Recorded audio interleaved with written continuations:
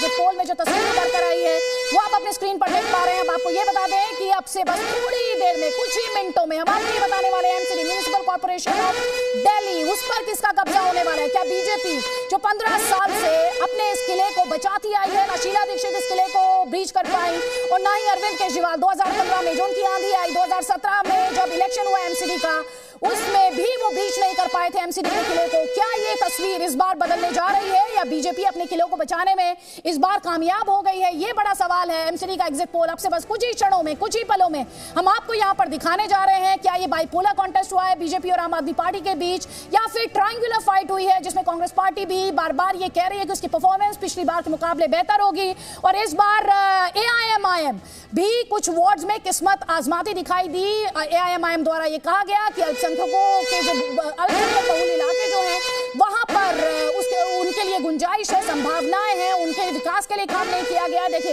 अब हम आपको ये बता रहे हैं कि कौन से वो मुद्दे रहे हैं जिन्होंने एमसीडी में पोल नैरेटिव या वोटर के रिस्पांस को डिसाइड किया है।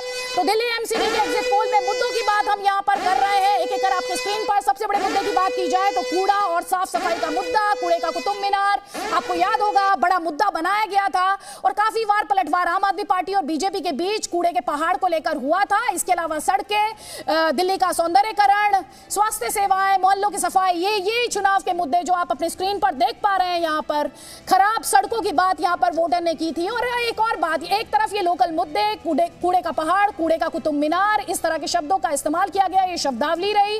भ्रष्टाचार को लेकर आम आदमी पार्टी एमसीडी में बड़े संगीन आरोप लगाती रही, गंभीर आरोप लगाती रही। और इसके अलावा प्रदूषण के मुद्दे को बीजेपी द्वारा मुखर तरीके से उठाया गया, साफ हवा की बात की गई, साफ पानी की बात की गई। ये सारे वो मुद्दे रहे जो कि बीजेपी और आम आदमी पार्टी की जो पॉलिटिकल पिच रही उसमें ये प्रोमिनेंटली ये मुद्दे दिखाई दिए, चाहे वो कूड़े का पहाड़ हो या फिर भ्रष्टाचार का मुद्दा हो। अब जनता ने किसके नैरेटिव पर भरोसा किया, जनता को किसके दावे या वादे पर भरोसा रहा, उस पर से पर्दा आपसे बस कुछ ही क्षणों में यहाँ पर हम हटाने जा रहे हैं। वो डेटा आपके स्क्रीन पर लाने जा रहे हैं। एक तरफ स्क्रीन के टॉप पर आप हिमाचल प्रदेश को लेकर सीटों का प्रोजेक्शन, वोट शेयर देख रहे हैं और स्क्रीन के नीचे की तरफ आप एमसीडी के जो 250 वार्ड्स हैं, आपको ये बता दें पहले 3 विंग्स हुआ करते थे, उन्हें रीयूनाइट कर दिया गया और डिलिमिटेशन के बाद एमसीडी अपने एग्जिस्टेंस में आई और उसके बाद उसके ऊपर काफी राजनीति भी हुई। लेकिन एमसीडी को लेकर क्या तस्वीर उभर कर आ रही है, 250 वार्ड्स जो कभी 270 प्लस वार्ड्स हुआ करते थे, 180 प्लस वार्ड्स के साथ बीजेपी डोमिनेट कर रही थी। क्या बीजेपी इन 250 वार्ड्स में डोमिनेट करेगी, ये वो बड़ा सवाल है। हिमाचल प्रदेश की तस्वीर क्लियर हो चुकी है, लेकिन एमसीडी को लेकर क्या तस्वीर उभर कर आएगी, इस पर हर किसी की निगाहें यहाँ पर टिकी हुई है। बीजेपी की तरफ से अगर बात की जाए तो तमाम बड़े चेहरे एमसीडी चुनाव में बीजेपी द्वारा उतारे गए। बीजेपी की स्ट्रैटेजी एकदम क्लियर रही है। बीजेपी बार बार ये बात कहती आई है, चाहे लोकल बॉडीज के चुनाव हो या नेशनल इलेक्शंस हो, उसके लिए हर इलेक्शन बहुत मायने रखता है और यही वजह रही कि एमसीडी के इलेक्शंस में भी आपने कई केंद्रीय मंत्रियों समेत कई राज्यों के सीएम समेत, जिनमें सीएम योगी आदित्यनाथ, उत्तर प्रदेश के मुख्यमंत्री, असम के मुख्यमंत्री हेमंत बिस्वा शर्मा, इन सबको बीजेपी के लिए एमसीडी में वोट मांगते हुए देखा।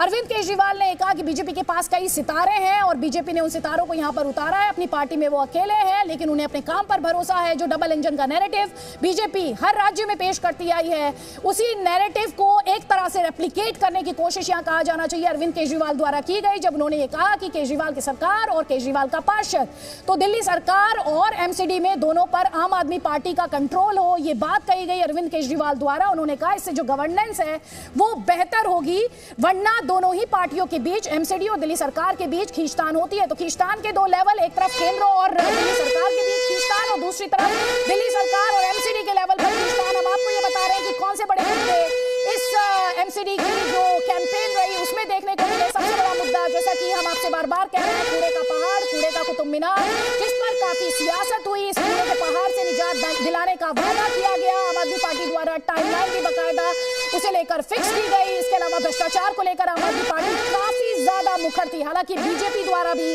पलटवार ये कहते हुए किया गया कि सत्येंद्र जैन जो है, जो कि दिल्ली सरकार में मंत्री हैं, भ्रष्टाचार के आरोपों के बावजूद अरविंद केजरीवाल ने उन्हें हटाया नहीं है। उनके जो वीडियोज आए तिहाड़ जेल से, उन्हें लेकर गंभीर सवाल और गंभीर आरोप बीजेपी द्वारा आम आदमी पार्टी पर लगाए गए।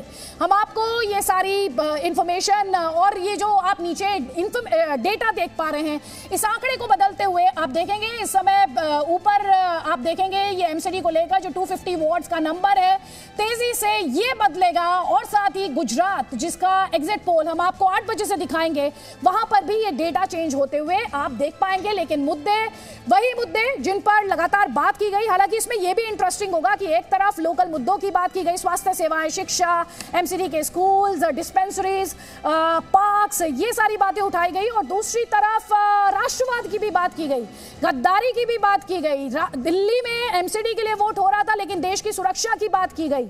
ये जो नैरेटिव को वीव किया गया, और हमारे मेरी सहयोगी प्रीति दहिया हमारे साथ है। किस तरह की तस्वीर उभर कर आ रही है एमसीडी में, प्रीति?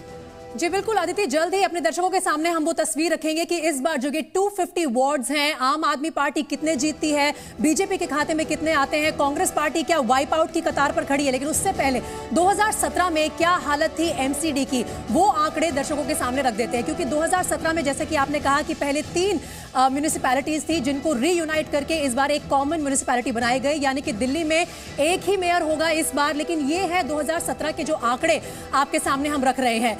यहाँ पर देखिए बीजेपी को मिले थे 181 वार्ड उस वक्त, उसके अलावा कांग्रेस को 31 वार्ड मिले थे। और ये बड़ी एक बढ़त थी बीजेपी के पास जो पिछले 15 साल से एमसीडी पर राज कर रही है। क्या इस बार रेसिप्रोकेट कर पाएंगे उस तरह के आंकड़े, ये देखना होगा।